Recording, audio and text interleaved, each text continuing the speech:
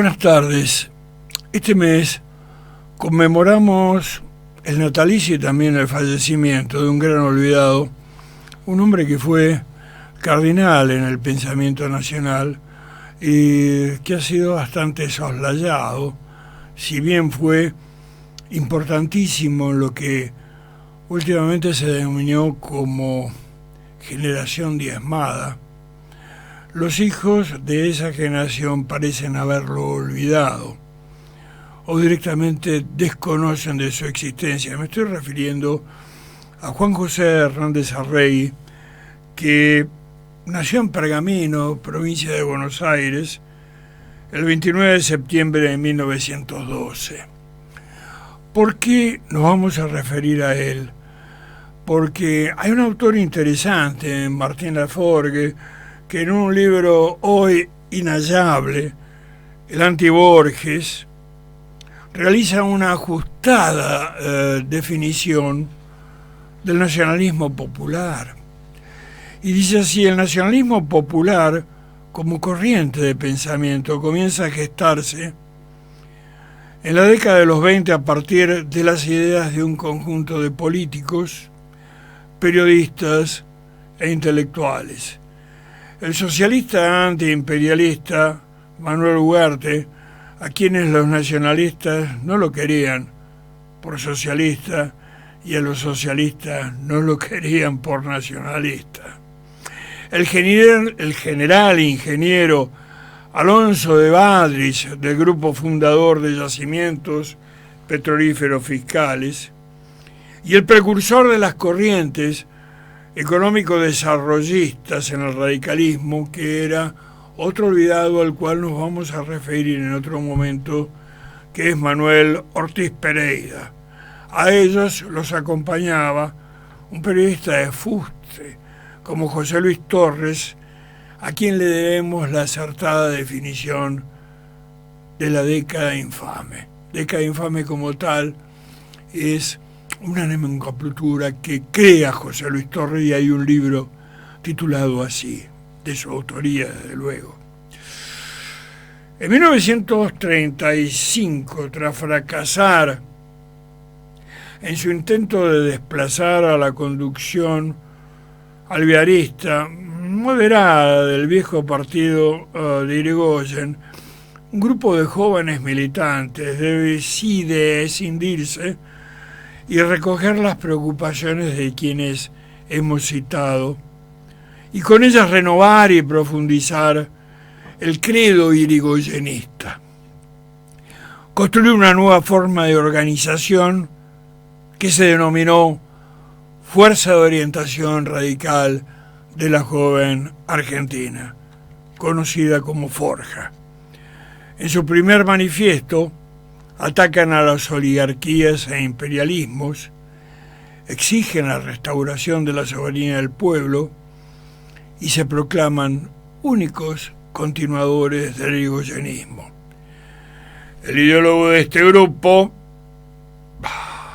es nada menos que el ya reconocido ensayista en temas nacionales Raúl Scalabrini Ortiz, y forma su núcleo dirigente, que entre los más conocidos se encuentra el escritor Arturo Jaureche, Luis de Lepiane, hijo de un ex ministro de Irigoyen, y el poeta y músico Homero Mansi. Aun cuando Forja no logró un caudal significativo de adherentes y una organización sólida, sus innumerables volantes y conferencias y sus vehementes pero bien documentadas publicaciones lograron penetrar e influir en vastos sectores de la opinión pública.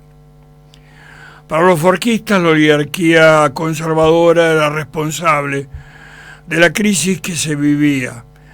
Se consideraba que para sostener sus privilegios había traicionado al país entregándolo al imperialismo británico. Se denunciaba la dictadura política al servicio de minorías impuestas con la corrupción más escandalosa y el fraude generalizado. y a una tiranía económica al servicio del capital extranjero. El proceso histórico, dice uno de los documentos, revela una lucha permanente del pueblo en procurar su soberanía popular. De alcanzarse ese cometido, será el fin de la dependencia y el sometimiento. Lo importante de la influencia de Forja sobre el pensamiento de Perón y sus más estrechos colaboradores está bien documentada. Tanto el Grupo de Oficiales Unidos, el GOU, logia militar de decisiva influencia en la primera mitad de los años 40, como Perón, estudiaron y leyeron el material forjista y los libros de Scalabrini, Ortiz y Torres, por lo menos desde 1936, y años más tarde se sucedieron encuentros personales. Las principales ideas, temas y categorías del nacionalismo popular fueron incorporadas al peronismo. La postura antioligárquica y antiimperialista, los objetivos de autonomía económica y justicia social, la fe en el pueblo instalado como sujeto privilegiado del cambio, un cierto menosprecio hacia las formas legales institucionales. Y es en 1945, una fecha clave en nuestra historia, que el forjismo se disuelve y la mayoría de los miembros se incorpora al naciente peronismo. Muchos de ellos pasan a ocupar cargos oficiales en el gobierno nacional y en la provincia de Buenos Aires. Julio Cortázar dijo que se tuvo que ir de la Argentina porque el tronar de los bombos peronistas no le dejaban disfrutar los conciertos de Bela Bartók. Borges, en cambio, no parece haber tenido inconvenientes en esos años para escribir sus textos más personales y reconocidos. En 1944 habría de publicar ficciones. 5 años después, El Élève. En 1951, la selección de cuentos que conforman La muerte y la brújula. Y el año siguiente el volumen ensayístico Otras Inquisiciones. De este periodo son también buena parte de sus obras en colaboración: El Martín Fierro con Margarita Guerrero, Antiguas literaturas germánicas con Delia Ingenieros, entre otras, y las antologías y volúmenes de cuentos realizados con Adolfo Bioy Casares. En esta intensa producción literaria, sin embargo, le dejó tiempo para comenzar una tardía pero exitosa carrera docente en la Asociación de Cultura Inglesa y en el Colegio Libre de Estudios Superiores, ejercer la dirección de la revista Anales de Buenos Aires e incluso para la actividad gremial, dado que fue presidente de la SAD entre 1950 y 1953. Derroche de energía realizado en la opresiva y lúgubre atmósfera de la segunda sangrienta tiranía. No tuvieron igual suerte los intelectuales de la década del 70, signada por la tutela de los que él denominó caballeros militares. La caída del gobierno peronista en 1955, calurosamente apoyada por los sectores medios, la intelectualidad y los sectores dominantes, encuentra a los escasos grupos que se reconocen en la experiencia peronista, cuestionando nuevamente las orientaciones políticas y económicas gubernamentales. Pero ya no alcanza con analizar el pasado histórico y la estructura económica del país.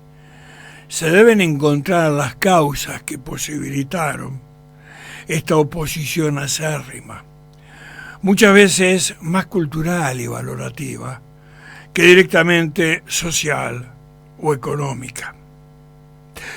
Surge entonces la corriente nacionalista popular.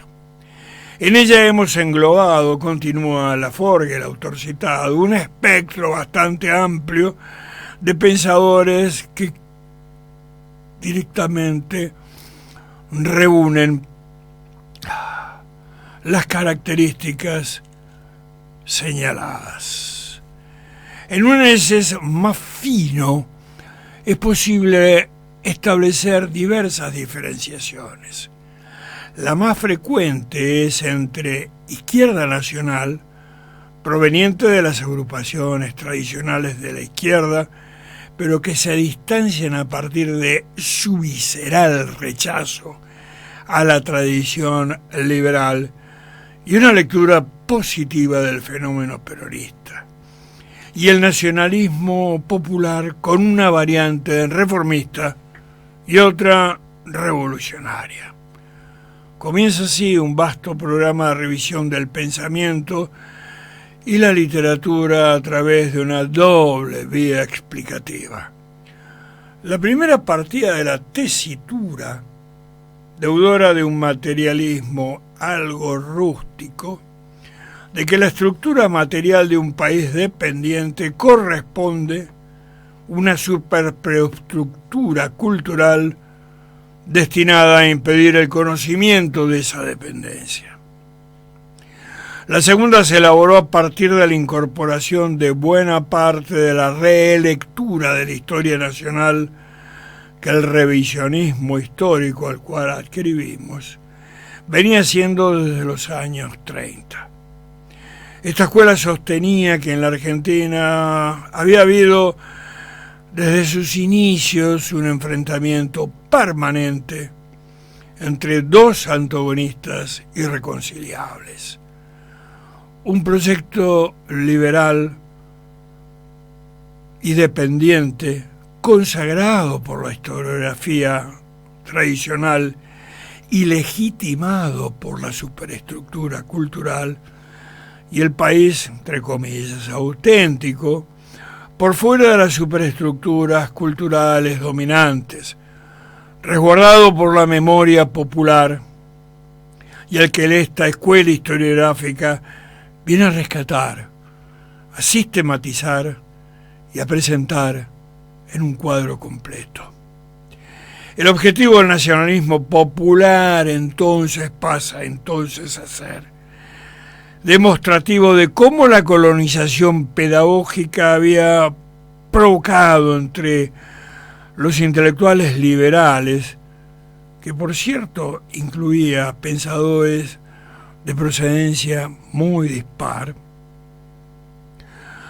evaluaran erróneamente y aún mintieran deliberadamente en sus interpretaciones de la realidad nacional.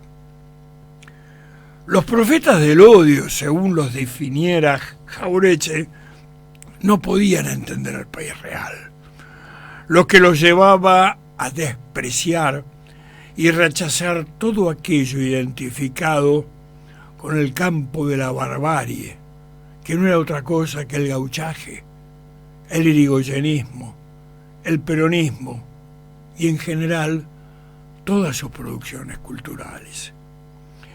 Ante el panorama actual de la política nacional, caracterizado por la inercia mental, la importación de teorías pergeñadas en las usinas de propaganda del hemisferio norte y la vocinglería de analistas, entre comillas, condenados al pensamiento de sirga, Juan José Hernández Arrey representa el más dramático encuentro del intelectual argentino con el hecho nacional.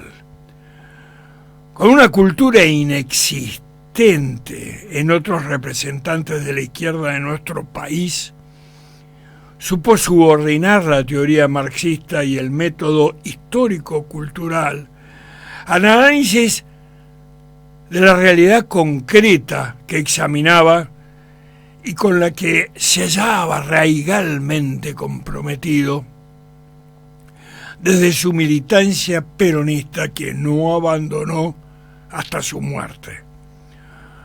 Sus afirmaciones, no siempre exentas de polémica, continúan siendo hoy referencias ineludibles para pensar el ser nacional sin caer en utopías frustrantes o alineaciones culturales. Incursionó en la narrativa con los cuentos 7 notas extrañas de 1935, celebradas por la crítica del momento. Las corrientes históricas durante el siglo XIX, en 1951. El siglo XVI y el nacimiento del espíritu moderno, de 1952, e Introducción a la Historia, 1953, son algunas de sus producciones de cátedra que precedieron a sus formidables ensayos. Para quienes comenzamos nuestra militancia política en el peronismo y nos habíamos formado doctrinariamente en las fuentes del nacionalismo revisionista, que nos ofrecía una respuesta a la falsificación de la historia que denunciara en su momento Ernesto Palacio, y a su vez, por razones familiares, conocíamos en carne propia las purgas ejemplificadoras del terrorismo liberal gorila. Hernández Arregui nos brindó las herramientas conceptuales para desenmascarar los basamentos de una realidad ficticia, colonial y cipaya. Herramientas que trascendían el marco del revisionismo histórico, nacido al fragor de la lucha para denunciar la leyenda negra, las calumnias contra España, la leyenda roja, la calumnia contra Rosas y los caudillos, y la leyenda rosa, que es la supuesta realidad de ese color que se desarrolló en la Argentina a partir de Caseros. Es interesante recordar que este sector del gorilismo, que aún continúa y que se expresa electoralmente en 2 fórmulas, sigue hablando de primera tiranía Juan Manuel de Rosas, segunda tiranía Juan Domingo Perón. Pero estas herramientas fueron insuficientes para analizar el complejo marco nacional e internacional de las últimas décadas del siglo XX. Antes de ahondar en las mismas, es necesario destacar la formación e historia de vida hasta 1955, dado que a partir de esa fecha Hernández Arregui publica sus obras cardinales. Él nació en Pergamino. Volvemos a repetir que fue del 29 de septiembre de 1912, donde pasó los primeros años de su vida. Luego su madre, ya viuda, lo trajo consigo a la capital federal. Y aquí realizó sus estudios para ingresar a la Facultad de Derecho. Norberto Galazo, una discutible ya desde el título Juan José Hernández Arregui del peronismo al socialismo, que su biografía habla de un abandono por parte de su padre que supuestamente lo sumiría el resto de su vida en una profunda melancolía. Aparte de innecesaria, esta mención nos recuerda una metáfora del querido y poco recordado Salvador Ferla, cuando decía que en el mundo antiguo circuló en diversas versiones una leyenda significativa, la del niño desvalido que se vuelve poderoso. Un niño abandonado a orillas del Tíber llega a ser el fundador de Roma. Otro niño, depositado en una canasta en las riberas del río Nilo, se convierte ya adulto en el libertador del pueblo israelita. Y el bebé a quien Herodes quería asesinar resultó nada menos que el Hijo de Dios. La moraleja es: cuidado con maltratar al débil, al pequeño, al indefenso, puede ser un genio, un rey o el mismísimo Dios. Esta simbología del débil que se levanta triunfal de la abyección en que injustamente fuera acorralado por la arrogancia y la sensualidad de los poderosos, nos indica cuál debe ser nuestra principal pauta valorativa en materia histórica. La civilización nació enferma del complejo de culpa, y la historiografía debe ayudar a curarla, concientizándola sobre las causas de ese complejo. Personalmente, no compartimos este tipo de interpretaciones psicologistas y reduccionistas que circunscriben el talento y la creación a circunstanciales incidentes externos.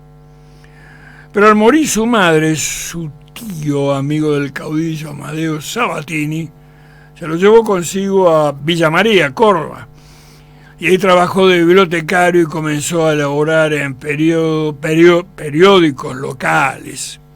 Y en 1931 se afilió a la USAR irigoyenista y escribe en sus órganos periodísticos Debate, Doctrina Radical y Libertad. Reinició sus estudios universitarios durante la década de 1940 en la Facultad de la Filosofía y Letras en la capital cordobesa, en la que tuvo nada menos que como principal maestro al insigne Rodolfo Mondolfo. Y allí se graduó con una tesis sobre las bases sociológicas de la cultura griega en 1944. Comenta Eduardo Romano en un meduloso artículo que sus primeros enfrentamientos con la conducción partidaria radical se produjeron a continuación y como consecuencia de la revolución del mismo año. Estamos hablando de 1944-45. Pues su prédica a favor de la misma no halló eco en sus correligionarios. De todas maneras, él colaboró en la Corporación Nacional de Transporte, a cargo de Santiago del Castillo, porque ven las medidas económicas del nuevo gobierno un corte respecto de la política de entrega irrestricta de nuestro patrimonio a los intereses británicos. Congresal por la provincia de Córdoba en 1945, se opone fervorosamente a la participación del radicalismo en ese engendro político que fue la Unión Democrática. Después de las elecciones que consagraron a Juan Domingo Perón presidente, contra dicha coalición, sus relaciones con el radicalismo entraron en colisión, se volvieron francamente irreconciliables y decidió renunciar a ese partido ante el presidente del comité de la provincia, que era nada menos que el doctor Arturo Illia. Hay una carta sumamente interesante con fecha del 10 de febrero de 1947 que no vamos a desarrollar ahora, dada su longitud. Pero es en 1947 cuando se produjo su primer acercamiento al peronismo, de la mano de Arturo Jauretche, quien lo llevó a colaborar en el gobierno bonaerense como director de publicaciones y prensa del Ministerio de Hacienda. Por ese entonces disertó sobre la universidad y la reforma del 18, en vísperas de sancionarse una ley universitaria. En 1948 comienza su labor docente en la Universidad de La Plata, como profesor adjunto de Introducción a los Estudios Históricos, que amplía con incursiones en la sociología, la historia del arte, la literatura, etc., y en la Facultad de Ciencias Económicas de Buenos Aires hasta el golpe de septiembre de 1955. Ante esa coyuntura, el golpe del 55, se convierte en ideólogo de la resistencia peronista y si bien no participa directamente en política, es detenido un mes en San Martín cuando fue el levantamiento patriótico del general Juan José Valle contra el gobierno de facto, que había desatado una cruel represión contra los sectores populares. En 1957, un año después de Civilización y Barbarie, el liberalismo y magismo en la historia de la cultura argentina, de Fermín Chávez, y el mismo año de Los Profetas del Odio, de Arturo Jaureche, aparece Imperialismo y Cultura. Estos tres libros constituyen un dique conceptual contra los intentos de retrotraer la situación nacional a lo que era antes de 1943, intento que subsiste y que es manifestado por ciertos candidatos para las próximas elecciones de fines de octubre.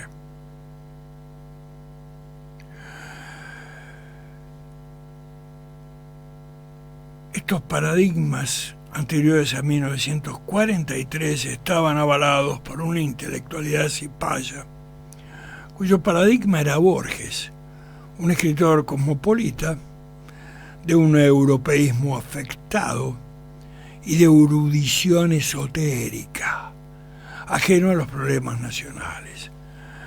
Prueba de ello es en el número 237 de la revista Azul, en que Victorio Campo, Eduardo González Lanusse y Guillermo de Torre, entre otros, tratan de demostrar que el verdadero pueblo argentino no participó de la experiencia peronista, argumento que con otros basamentos teóricos emplea Juan José Sebrelli en el número 7º y 8º de la revista Contorno. Sea por izquierda o por derecha, el objetivo consistía en negar al sector popular todo protagonismo histórico. El imperialismo y cultura, Hernández Arregui analiza descarnadamente la cultura oficial y la dependencia, la deificación de todo lo extranjero, la falta de proyecto nacional en gran parte de la dirigencia argentina, el uso de las corrientes filosóficas nacidas en Europa sin compromiso y sin comprensión del país real. Encuadra las relaciones entre imperialismo y cultura dentro del contexto europeo a lo largo del siglo XIX, así como sus consecuencias para la formación de una literatura, entre comillas, mundial, inexistente antes de la era imperialista en la primera mitad de nuestro siglo.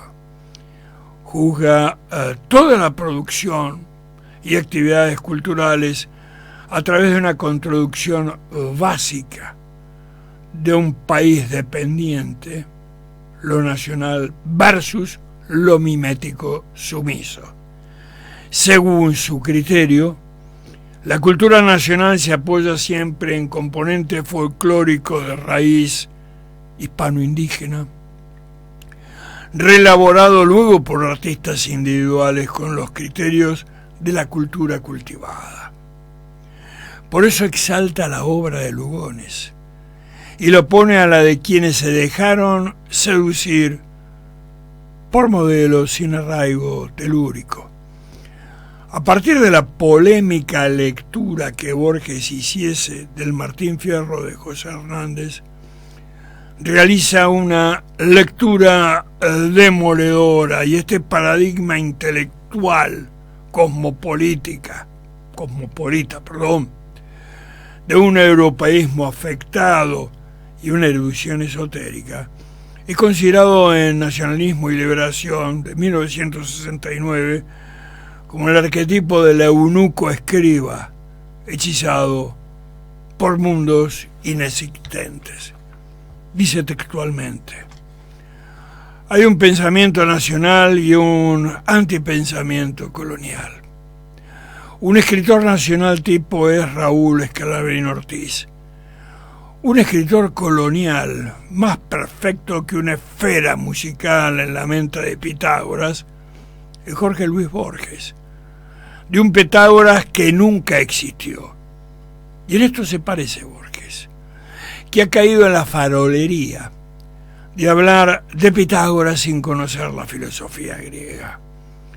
En rigor, Borges, pájaro nocturno de la cultura colonizada, desde el punto de vista argentino, es más fantasmagórico que el Pitágoras de la leyenda órfica. Un Borges, ese cadáver vivo de sus fríos versos, como dijera Lope de Vega, hinchado todos los días por la prensa imperialista, y que ni siquiera merecería ser citado aquí, si no fuera porque esta entalladura poética de este colonialismo literario afeminado y sin tierra al que hacemos referencia, sea poeta del Imperio Británico condecorado por Isabel II de Inglaterra, que yo declarara hace poco, si cumpliese con mi deber de argentino, debería haber matado a Perón. El desmán sería para reírse, si no fuese, como hemos expresado en otra parte, continúa diciendo Hernández Arregui, porque detrás de estas palabras se mueven las miasmas oscuras del coloniaje. Así habla de la inteligencia pura de este ancestro hermafrodita de la poesía universal, fuera del mundo que como una orquídea sin alma llora en la mayoría de sus poemas su propia muerte, a la manera de Rilke. Sí, todos hemos de morir. Borges también, y con él se irá un andrajo del colonato mental. A diferencia de ellos, continúa Hernández Arregui, bufones literarios de la oligarquía, mensajeros afamados del imperialismo, cuando a los grandes hombres de América les llega la hora de la muerte, en ese mismo y supremo instante, la eternidad de la historia, la única y luminosa inmortalidad que les da emplear a la criatura humana en su tránsito terreno, los amortaja en una estela de gloria con las palabras de los verdaderos poetas nacionales. Hay una lágrima para todos aquellos que mueren, un duelo en la tumba más humilde, pero cuando los grandes patriotas sucumben, las naciones lanzan el grito fúnebre y la victoria llora. Según Fermín Chávez en el prólogo a ¿Qué es el ser nacional?, esta resignación agnóstica dio paso, en el viaje que realizaron juntos a Toledo, al surgimiento de una suerte de sensibilidad religiosa. Los capítulos dedicados al nacimiento de la revista Sur y la caracterización de sus mentores y adláteres tienen vigencia hasta hoy. Victorio Campos dijo entonces: no hay nada peor que un canalla con talento.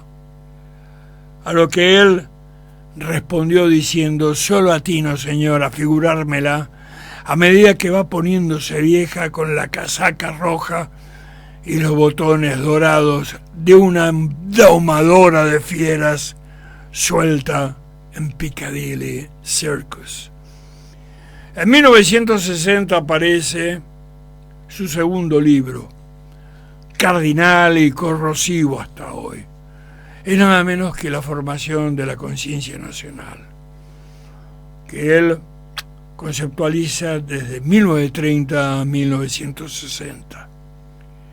Está la crítica, dice en el prólogo, inspirada en un profundo amor al país y la fe en el destino nacional de la humanidad, contra la izquierda argentina sin conciencia nacional y el nacionalismo de derecha con conciencia nacional, pero sin amor al pueblo. Entre esas faltas opciones analiza y documenta el surgimiento de Forja primero y sintetiza todos los aspectos socializadores de los gobiernos peronistas desde una perspectiva no partidaria. Pues el autor añade carece de compromisos políticos, salvo con las masas argentinas, depositarias del destino nacional.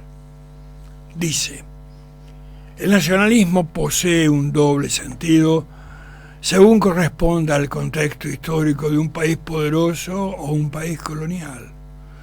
Hay pues en el umbral del tema una diferencia, no de grado, sino de naturaleza, entre el nacionalismo de las grandes potencias, Inglaterra y los Estados Unidos, por ejemplo, que son formaciones históricas ya constituidas, y el nacionalismo de los países débiles, que aspiran justamente a conformarse en naciones. Hay además un nacionalismo ligado a las clases privilegiadas, aunque adopte cierta actitud crítica frente a ellas, y un nacionalismo que se expresa en la voluntad de las grandes masas nacionales.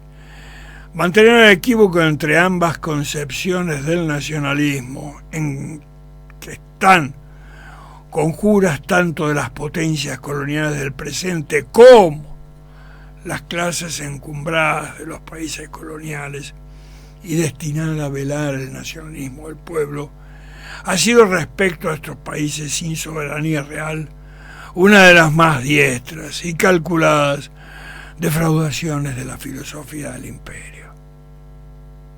Esto decía quien en aquellos años sostenía que el único intocable era Nicolino Loche. Que es el zar nacional resultó en 1963, que fue resultado de una conferencia de cursillos realizados en universidades del interior, del noroeste, de Tucumán, de Santiago del Estero, una profundización de las observaciones anteriores sobre la política y cultura en el ámbito iberoamericano, para la cual replanteó las vicisitudes históricas atravesadas por el continente. Más de un marxista se verá sorprendido por las tesis expuestas por quien vulgarmente aparece asociado al marxismo tradicional, o lo que es peor, a un progresismo trucho tan en boca en estos tiempos, un progresismo que desconoce la obra de ese Júpiter tonante que escribía en la biblioteca del Museo Británico. Ya el propio Marx decía, yo no soy marxista, y eso que no conocía la Argentina.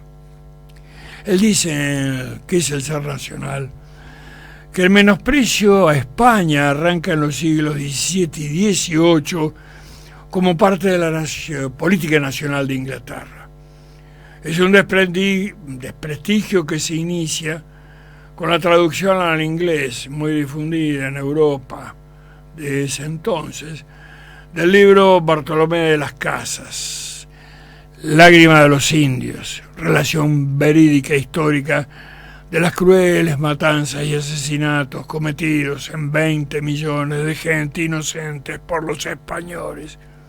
El título dice todo, un libelo. Sin embargo, es esgrimido actualmente por ciertos grupos indigenistas que desconocen las formaciones nacionales. El análisis de nuestro autor sobre el intelectual pequeño burgués que abunda diste diametralmente de la izquierda internacionalista. Su definición se asienta en la realidad, sin idealizaciones, ya que si bien usaba las categorías del análisis marxista, contó una historia de la que nunca habló el Partido Comunista Argentino. La clase media tiene la formación de grupos intelectuales que fluctúan por diversos motivos entre las élites que miran hacia arriba y los guetos espirituales que miran hacia abajo. Eso explica la abundancia de intelectuales de izquierda que se pasan a la derecha ideológica. Parece actual el análisis. Al conservatismo social. En realidad, los intelectuales son los que se sienten más vivamente esta situación incierta que ocupan a la sociedad. mientras la perspectiva de descender les lleva a la comprensión de la lucha que libra la clase trabajadora, por otra parte les estimula a no caer en ella. Hernández Arregui nos estimuló a que repensemos y redefinamos toda la cultura argentina desde sus orígenes. Y también a desmistificar la mistificación del intelectualismo que se dice progresista sin entender nada de los movimientos populares que surgen no de los libros, sino de la tradición de un pueblo. En la escuela le enseñaron a preferir al inmigrante al nativo, dice. En el Colegio Nacional, que el capital extranjero es civilizador. En la universidad, que la Constitución ha hecho la grandeza de la nación, o que la inestabilidad política del país es la recibida de la montonera o de la molicie del criollo. Este estado de espíritu, fomentado sutilmente por la clase alta aliada al imperialismo, distorsiona la conciencia de estos grupos, cuyo escepticismo frente al país favorece el pasivo sometimiento espiritual. Dirigentes obreros de San Juan, de Tucumán, Mar del Plata y Rosario fueron sus interlocutores, pero su prédica se abrió a otros aparentemente menos permeables a este tipo de ideas. Por ejemplo, en 1969, el director del Colegio Militar, general Mariano de Nevares, hermano del obispo, sancionó con diversas penas a unos 40 oficiales del ejército en un sumario secreto. Encabezaba esta lista el recientemente fallecido teniente Julián Licastro, acusado de mantener vinculaciones y vincular a otros oficiales con un ideólogo de izquierda conocido por él, formular comentarios favorables al mismo y defender sus ideas ante sus camaradas. Fue sancionado con 50 días de arresto y pasado a disponibilidad. A partir de ese momento, Hernández Arregui pasó a integrar la lista de los que años después se conocerían como desaparecidos. En octubre de 1972, y tras varios allanamientos, una bomba explotó en su casa, un caño, como decimos usualmente, y lesionó gravemente a su mujer. Tal desastre no lo arreda y en 1973 publica Peronismo y Socialismo, aclarando en el prólogo que, contrariamente a sus obras anteriores, es un libro de divulgación con un lenguaje más bien periodístico, pero cuidando, no obstante, en la medida de lo posible, encuadrar los diversos temas abordados dentro de un nivel intelectual adecuado para quienes buscan una visión resumida de la realidad nacional. Su título, por otra parte, no debe llevar a la confusión. Se trata de una perfecta delimitación del socialismo nacional del que habló Perón en Pautas de Actualización Política y Doctrinaria en 1972, de manera tal de evitar las confusiones de los peronistas oportunistas de la época, añadiríamos también de la actualidad. Y eso está claro en los artículos firmados en la revista Peronismo y Liberación, al explicar el cambio de denominación de la publicación, anteriormente en 1973, que era Peronismo y Socialismo, pues lo definía la actualidad del momento. No habrá alternativas pretendidamente socialistas frente a la política peronista. El peronismo tiene en su seno todo el socialismo posible. Al poseer un programa liberador, único eje de la unidad nacional contra el imperialismo, y por sostener fundamentalmente en el apoyo que le da a la clase obrera. La izquierda cipaya jamás le perdonó su compromiso con la nacional, ni la derecha reaccionaria su formación marxista. Unos intentan encuadrarlo con extrañas alquimias en una posición que nunca compartió, y otros lo acusan de haber agitado el inmundo trapo rojo sin percatarse, como cretinos que son, que por más de varias décadas flameó y sigue flameando en la República, en el firmamento de la República, una bandera roja, pero no del comunismo, una bandera roja de remate. Sobre el éxito de sus libros pensaba Hernández Arregui que estos libros han surgido del dolor nacional y no de un narcisismo literario. El prestigio intelectual nada vale, y si tal prestigio emana de una ópera áspera y crítica contra las instituciones y figuras representativas del coloniaje, más que prestigio acarrea sinsabores, odios dudaredos y calumnias.